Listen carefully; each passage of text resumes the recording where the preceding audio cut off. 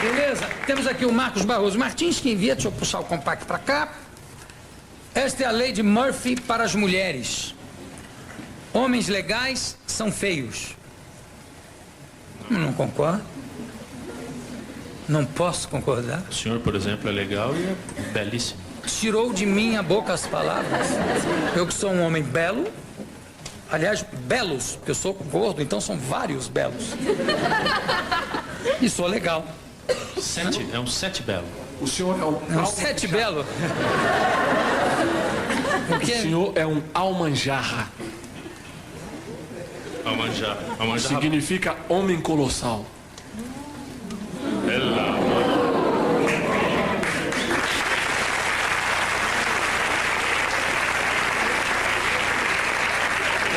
E o senhor é um albajur. Sabe o que é? Não conhecia essa palavra. Homem iluminado. Homens bonitos não são legais. Homens bonitos e legais são gays. Ah, não.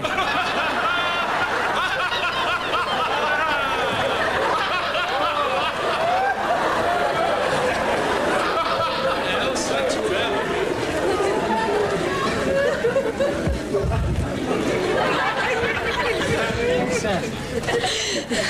Por que você ficou fazendo assim? É verdade?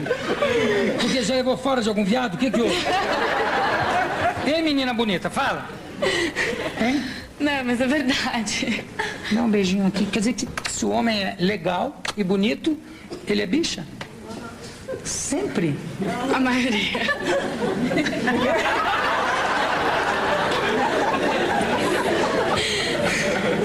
Eu não vou falar de mim, claro, eu não sou pretensioso. Mas o Maurício Matar, por exemplo, é bonito? É legal? Não sei, não conheço. Como é seu nome? Renata. Renata, você é esperta.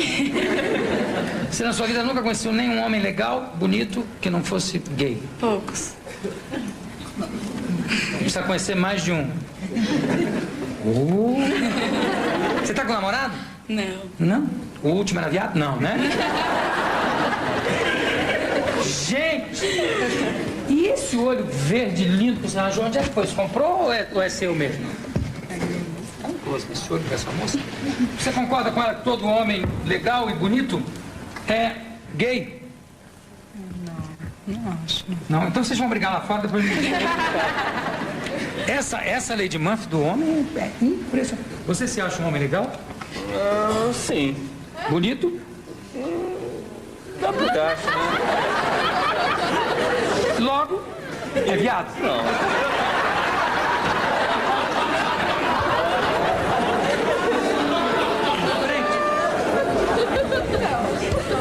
Alex, você se acha um homem bonito?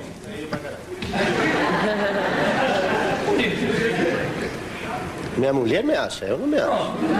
Legal? É. Às vezes sim, outras vezes Você não é viado? É. Pra... Charlie!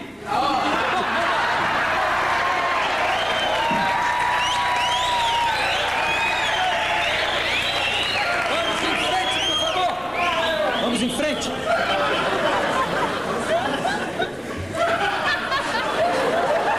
Homens bonitos, legais e heteros, ou heteros, estão casados. Homens feios, legais e heteros não têm dinheiro. Homens feios, mais legais e com dinheiro acham que só estamos atrás do dinheiro deles. Homens bonitos e sem dinheiro estão de olho no nosso dinheiro. Homens que nos acham bonitas, que são razoavelmente legais e têm dinheiro, são galinhas. Isso não deixa de ser. Homens que são razoavelmente bonitos, razoavelmente legais e razoavelmente ricos são estupidamente tímidos.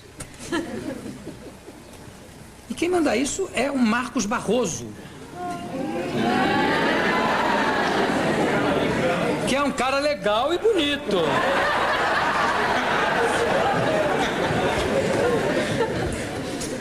Brincadeira, Marcos, por favor. Ouvi dizer que você é horroroso. E temos no nosso dicionário 11:30, sempre divulgando palavras novas, uma boa palavra que é fungangá. Cadê o fungangá? Olha que beleza. E eu vou aproveitar que temos aqui um expert, um perito na língua portuguesa. É o professor Pasquale Cipro Neto. E eu vou começar perguntando para ele. Pasquale, fungangá é uma comida baiana? A espirração do hipopótamo? Ou uma música horrorosa? Como diz o Vanderlei Nogueira da Jovem Pan, o Milton Neves, quando faz essas perguntas, não tenho a menor ideia. Mas como? O senhor é um especialista? Você comeria um fungangá? Sem saber o que é, não. Fungangá é uma charanga desafinada, como às vezes acontece aqui no nosso programa. Venha pra cá, Pasquale Cipro Neto.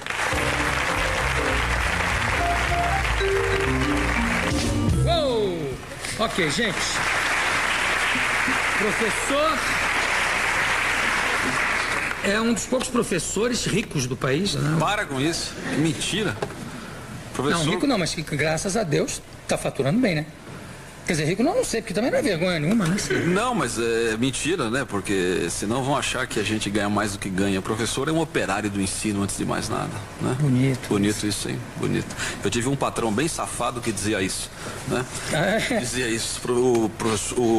Nós somos operários do ensino. E ele ganhava tudo e a gente... Nós somos, é bom. Senta mais um pouquinho aqui pra perto, tá?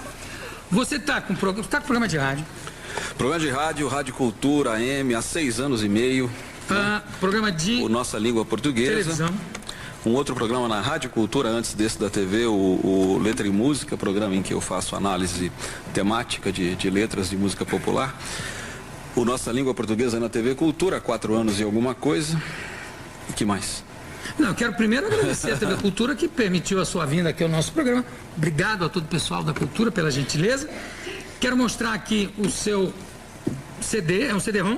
Yes. Compatível Como diz com a garotada hoje, yes. Mac. Já que você falou em yes, vamos começar falando disso. O que você acha dessa incorporação da linguagem do computador ao português? Você acha que deve ser imediatamente incorporado? Você é um purista que se recusa a esse tipo de coisa? Por exemplo, setapear, o que mais que tem? Decapear, deletar... Eu acho que nem tanto ao mar, nem tanto à terra. Eu acho que esses vocábulos entram naturalmente e, quando necessário, se fixam, não é? Alguns realmente não têm correspondente em português ou não têm expressão. Não, tem, porque em Portugal, em português de Portugal, todos eles é nem tudo traduzido. Tudo. Não, o mouse, por exemplo, é rato lá. Então. Né? Mas o monitor, por exemplo, é ecrã, e ecrã vem do francês. É um francesismo, mas já ficou devido à televisão, né? Que a televisão também é chamada de pequeno ecrã. Quer dizer, em certos casos eu acho meio difícil conseguir fugir de certos termos. Mas ecrã podia ser tela, né? Podia, por que não, né? Como o mouse podia ser rato. Agora, o deletar eu acho, por exemplo, uma grossa bobagem, né? Porque nós temos em português apagar, para que o deletar? Aliás, o deletar é interessante. Como é que Mas é que no computador...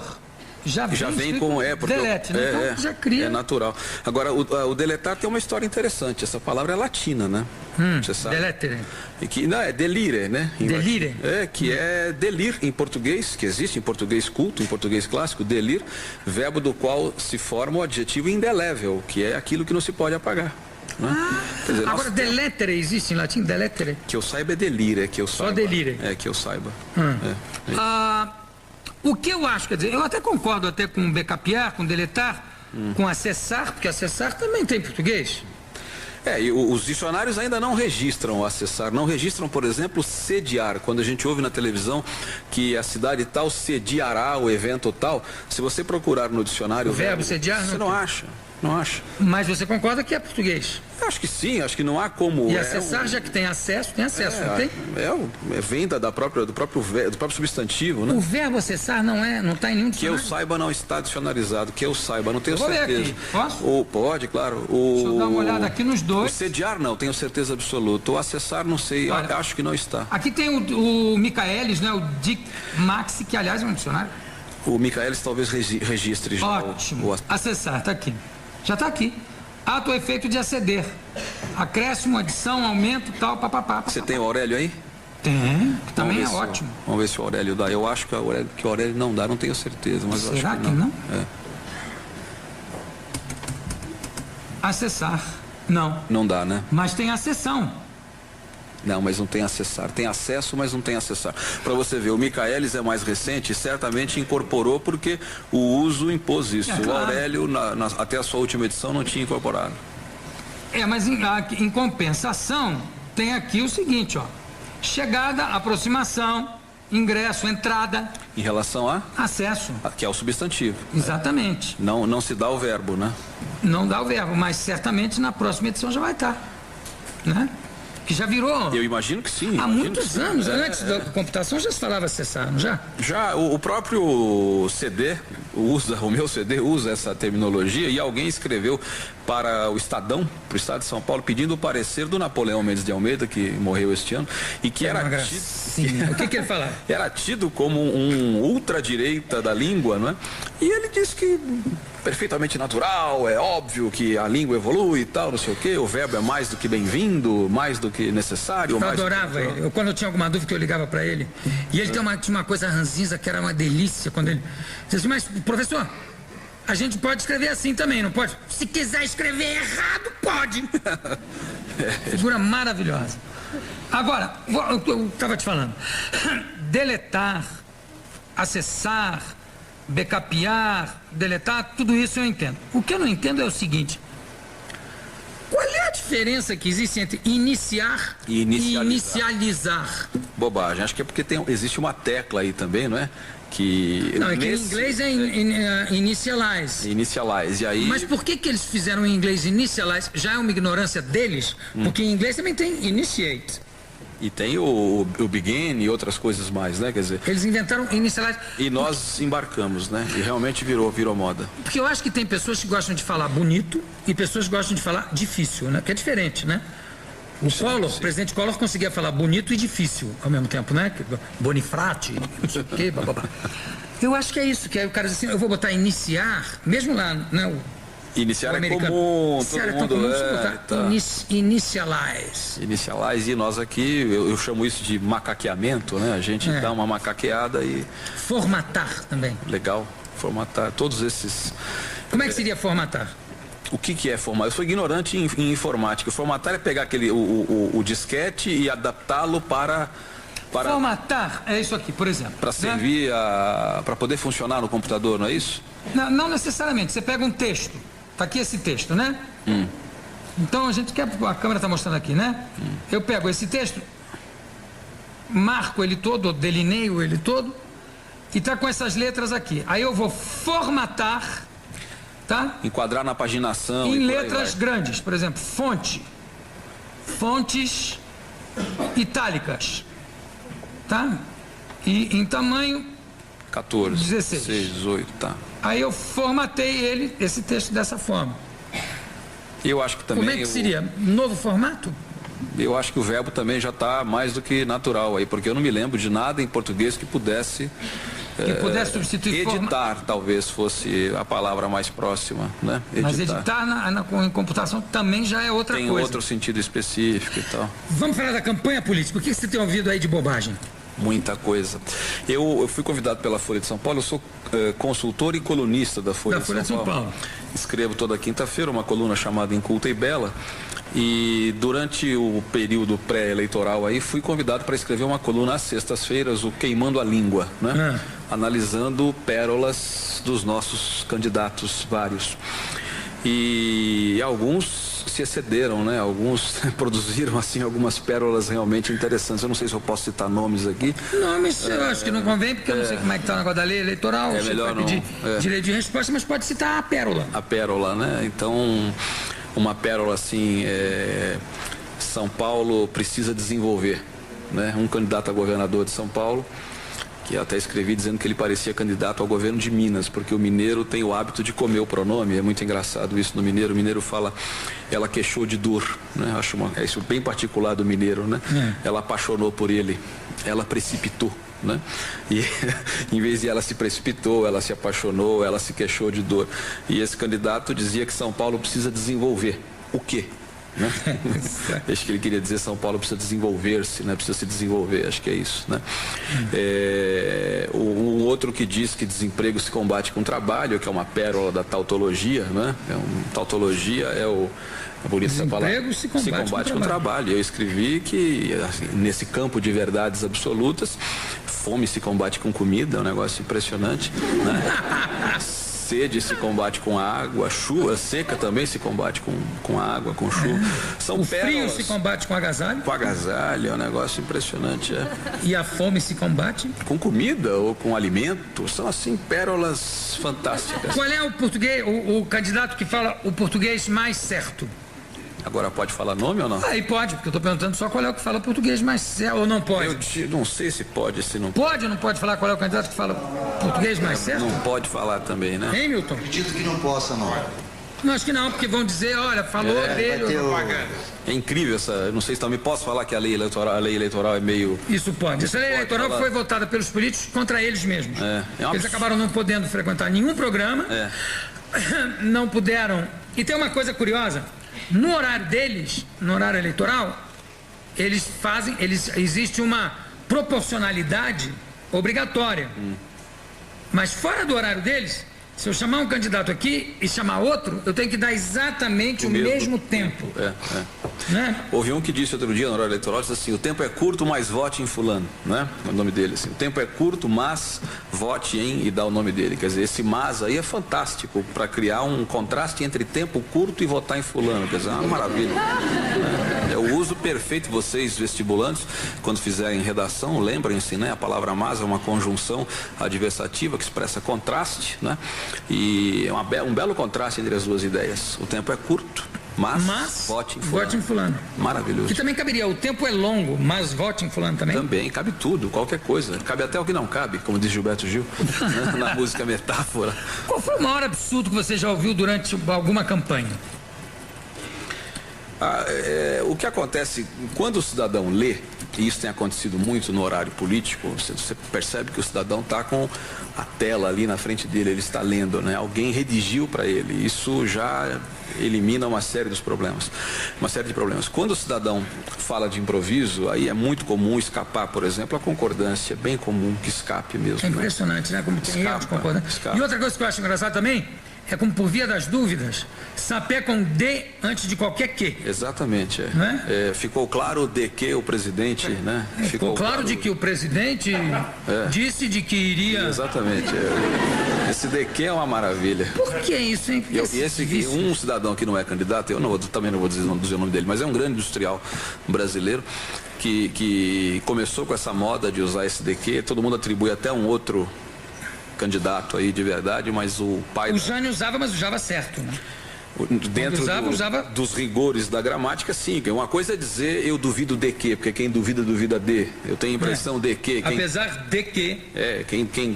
O apesar rege o de, ou então eu tenho a impressão de alguma coisa, eu tenho a impressão de que. Agora, ele disse de que é o fim da picada, né? Ele disse de que. Ele disse de que certamente virá, né? O Jânio tinha uma coisa curiosa, falando, ele separava mais, né? De mans. Né? De mans. Então por que eu disse? Mas o mais era uma coisa tão sofrida, né? Eles foram. Mas era uma coisa que dava uma agonia. Verdade. Para separar do mais.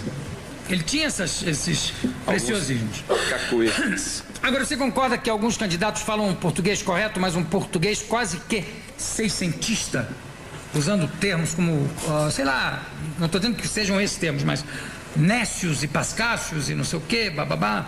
O próprio Collor, quando usava Bonifrates e não sei o quê. Nécio, Pacóvio, Lorpa e por aí vai. Existem alguns candidatos. De vez em quando eu me divirto com as TVs legislativas aí. E vez por outra a gente vê algum político usando uma linguagem muito rebuscada, e eu não sei o que acontece com o telespectador que porventura, né, se preste a essa atividade. Mas olha, você não acha, você vê, por exemplo, nos Estados Unidos, quer dizer, o americano, ele incorpora quase que imediatamente, ou quase de que imediatamente, a língua falada escrita. Né? Esse não é assim, hein? Ele encaixa imediatamente. Quando tem um linguajar que se tornou usual, esse linguajar é encaixado na língua escrita. Ou é anexado à língua escrita. Não está certo, não é isso? Isso é um cacuete que se ensina. Tem muito professor de português que ainda ensina isso, que crase, que quando o A recebe o acento grave, indicador de crase, o A deve ser lido para separar. Mas não tem é que ser assim. Anexado língua escrita. Mas ele tirando mas o vômito. Ele é anexado a, só sem o A. Muito bom. Então, anexado à língua escrita. Em português existe uma certa relutância a isso. Qualquer coisa tem que se fazer uma reforma gráfica, uma não sei o que, uma reforma ortográfica e não sei o que, bababá. Por que essa coisa assim, né? O americano já escreve I'm gonna do it, né? Mas será que isso é escrito também em textos oficiais, em textos formais, em documentos? Isso exatamente não, mas outras coisas sim. Por exemplo, I, apóstrofe VE, absolutamente faz parte. E seria I have, né? O you will já é you'll. Jô, nas línguas latinas, no italiano, no espanhol, no português, essa coisa é um pouco mais lenta. Não é só no português, não. Se você pegar, por exemplo... Não, toda a língua latina. Desculpa, eu falei português, mas toda a língua latina. É verdade, esse é um processo muito mais lento, né? Se você pegar um texto em italiano, por exemplo, italiano formal, ele tem as mesmas características há muito tempo e ocorre muito pouco essa assimilação de elementos novos e tal. O espanhol também é super formal, é aquela Mas o espanhol tem uma coisa, o espanhol é realmente a língua que mais se assemelha à escrita e à fala, né? Quer dizer, e o pessoal diz assim, não, o português é fácil porque se escreve como se fala. E não é verdade. Não. Só aí já seria como se fala, né? O espanhol não, é mais... E o italiano também. O italiano, não os dialetos todos. Sim, o italiano tem um sistema gráfico que funciona e tal. Agora, por que o espanhol precisa botar um ponto de interrogação de cabeça para baixo para indicar que aquilo é uma pergunta? O ponto de interrogação não é um acento inútil? O ponto de interrogação de cabeça para baixo mesmo de cabeça para cima, ele não é inútil, porque se eu disser assim, o ponto de interrogação não é inútil, já não indica que eu vou fazer uma pergunta? Não necessariamente. Sim, nessa frase não. Pode ser, o ponto de interrogação não é inútil. Mas muitas vezes ele fica... Você sabe o que acontece em português, Jô? A falta, esse sinal faz falta. Quando a pergunta é curta, os nossos olhos alcançam, né, a frase inteira e percebem que se trata de uma pergunta. Já vimos o ponto de interrogação e lemos com tom de pergunta. Quando a pergunta é longa, o que acontece? Eu estou te atazanando. Claro que o ponto de interrogação em português é útil. É fundamental. Mas por que ele de cabeça para baixo antes? Justamente por isso. Acho uma coisa maravilhosa do espanhol, né? Que é justamente o aviso. Quando a pergunta é longa, você só percebe que ela é pergunta em português no fim. E aí você tenta... Mas se não é muito grave, o cara pode ter um infarto, alguma coisa. Porque fica uma... Cuidado que isso é uma pergunta. Mas fica uma porcaria. O tom da leitura é completamente diferente. A pergunta tem sempre aquela subida no fim, né? Então quando eu leio, eu tenho a impressão que estão me achando um idiota completo. Por que será que Jô Soares é um cara legal e é bonito, né? Mas no caso do porquê, já te indica um pouco que é uma pergunta, né? E não sou viado. Pois é. Não necessariamente. Às vezes esse porquê pode ser explicativo. Porque tudo termina em pizza. Sem ponto de interrogação, uma explicação. E não eu sei, mas já é uma meia indicação. Mas tem frases que não tem nem isso. Pois é, por isso mesmo que eu acho que ele faria bem se fosse utilizado em português de cabeça para baixo, como é em espanhol. Qual é o erro mais frequente, além dos erros de concordância, né? Qual é o erro mais frequente que aparece em jornais, por exemplo? Tem algum? Olha, no trabalho que eu faço na Folha, trabalho de consultoria, nós temos lá um negócio chamado Programa de Qualidade, que foi implantado no jornal não para zerar, porque é impossível zerar, mas para tentar diminuir. Nós conseguimos diminuir drasticamente o número de erros. E pelo levantamento que nós tínhamos lá e que nós temos, não só na Folha, como nos outros jornais todos, os erros mais comuns são de concordância, são de pontuação, né? são de crase, né? Mas principalmente concordância e pontuação. Eu vou te falar, eu acabei de escrever, finalmente, semana passada, acabei de escrever, depois de 1 ano e 11 meses, 2 anos, o meu novo livro. Aí você acaba de escrever, revisa, meu querido Wilton Marques me ajuda, também lê, revisa, Fernando Moraes, Rubem Fonseca, revisa, eu releio de novo, ainda acho coisas. E vai achar sempre. É impressionante vai achar isso. Sempre. Se você quiser, no meu livro aqui, eu mostro algumas bobagens. Mostra. Você marcou, não? Não marquei. Né? Mas acontecem besteiras. É engraçado isso. Agora eu não saberia. Se eu soubesse que você ia fazer essa pergunta, eu teria já marcado. Mas eu mesmo já achei algumas, já achei hífen errado, já achei falta de letra, já tem plural do lugar de singular e vice-versa. Porque na hora de... Às vezes, vírgula. Né? Porque tem gente que usa vírgula como se estivesse salpicando assim. Pega um punhado de vírgula, vou jogar aqui. Pronto. Né? Isso aí é o demo, né? O demo trabalha de plantão, ele fica de plantão nas gráficas, nas máquinas ali e tal. O demônio está sempre lá, então pode esperar que você vai encontrar. Outro dia na propaganda do meu CD saiu Quiser com Z. Eu tive um ataque, né? Esse é ótimo. Imagine, propaganda do CD de língua portuguesa com Mas eu acho que quiser com Z, porque dá assim uma coisa assim de querer muito. Querer demais. Se você quiser, você quer muito, né? Ô, Pasquale Cipro Neto, é sempre um prazer conversar com você, mas o nosso tempo já está terminando.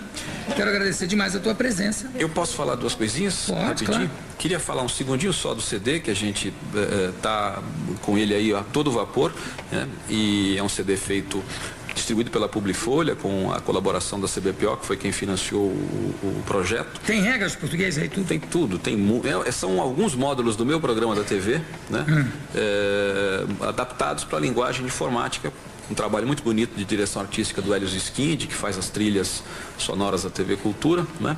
Eu queria te dar, se você permitir, o meu livro, Minha Gramática, em parceria com Ulisses Infante. Né? Maravilha. É um livro que está adequado à proposta do MEC de ponte entre língua e cidadania. Nós temos muitos textos de jornal e de revista e letras de música popular sendo analisados aí. O CD está aqui de presente para você, né? Maravilha. E uma revista cult, uma revista literária, para quem se interessa, eu sou colunista da revista e a gente trabalha bastante nisso. E quem quiser me ler de vez em quando, no Globo, aos domingos, no Diário do Grande ABC, na Folha, português é o que a gente discute o tempo todo. Ou no comercial do McDonald's. Também. Que a gente vai terminar mostrando. Vamos ver ele aqui no comercial. Quem é que não se lembra de um comercial de um famoso sanduíche? 2 hambúrgueres, alface, queijo, molho especial, cebola, picles, pão com gergelim. Lembrou? Claro, só que o plural de hambúrguer... 2 hambúrgueres. É 2 hambúrguer? 2 hambúrgueres. 2 hambúrgueres. Em português, quando uma palavra termina em R, o plural é feito com es. Ou será que o plural de mulher é mulheres? Mulheres? Mulheres. Açúcares, mars, nada disso. O plural de açúcar é açúcares, de mulher, mulheres, e de hambúrguer, palavra que já foi aportuguesada, hambúrgueres. 2 hambúrgueres. 2 hambúrgueres, alface, queijo, molho especial, cebola, pix, com pão de gergelim. Ótimo.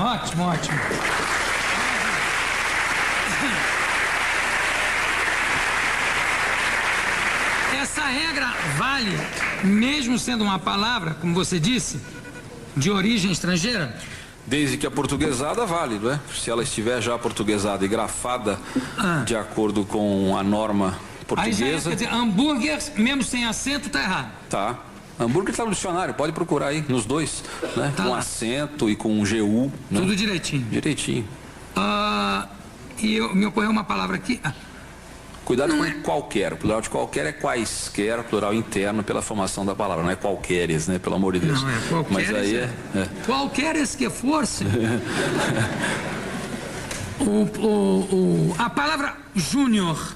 Plural juniores. Não fala isso aqui, não fala feio. que eu vou brigar com você. É mesmo? Jura por Deus? Juniores eu acho uma coisa horrorosa. Vocês não acham, não? E como é que tem que ser? Campeonato juniores Eu manteria o acento na primeira do... Já que é uma palavra estrangeira mesmo. E como é que você... Júniores. E aí, o que você tem? Os júniors.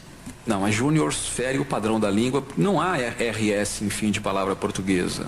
Né? Como eu digo lá, o plural de mar não é Mars. E no caso não, eu sei, mas juniores é horroroso. Mas no caso de júniores, o que é que você faria? Juniores. Quantas sílabas teria essa palavra? Juniores. 4. E qual seria a tônica? A primeira. Nós teríamos o que aí? Uma ultra hiper proparoxítona, né? Aquilo uma que coisa que realmente ainda não foi inventada. Não existe. Em italiano existe, em espanhol existe, né? São as palavras cuja sílaba tônica é Em alemão tem palavras que tem 5 acentuações. Agora em português não passa da terceira. Mas podia fazer uma exceção, né? Júniores. E aí viria a bronca, né? Tá vendo? Exceção e tal, né? Não tem jeito, não tem saída, né? Mas dizem que qualquer coisa que você escreva em português tem sempre um clássico para confirmar. É verdade. Que é batatada. Exatamente. Aí dizem que não, fulano escreveu e tal, e vale como regra. Alguém já vem e diz, não, o cara escorregou, né? O cochilo, né? Outra palavra que eu acho estranha também é recorde. E é o certo, né? A pronúncia oficial aí dos dicionários é recorde, paroxítona e não recorde. Que são palavras agregadas, né? Essa palavra, você deve saber mais do que eu. Isso não. Isso. Vem sim, vem do francês, não do inglês. Ah, né? sim. É isso mesmo, né? Record, né? Que foi parar no inglês, record, né? Então nós imaginamos que ela tenha vindo do inglês, como sempre, a gente sempre acha que tudo vem do inglês. Não, mas essa por acaso veio do francês mesmo. Essa veio do francês, porque você sabe que a nossa influência linguística, antes de ser inglesa, era francesa. Era totalmente francesa. Fiz durante a Copa do Mundo. Garagem. Fiz várias matérias sobre isso, até para televisão, mostrando que nós falamos francês muito mais do que imaginamos. Chofer. Até o camelô. Camelô. Camelô é a palavra francesa. Né? Querido Pasquale Cipro Neto, muito obrigado pela sua presença. Daqui a pouco a gente volta.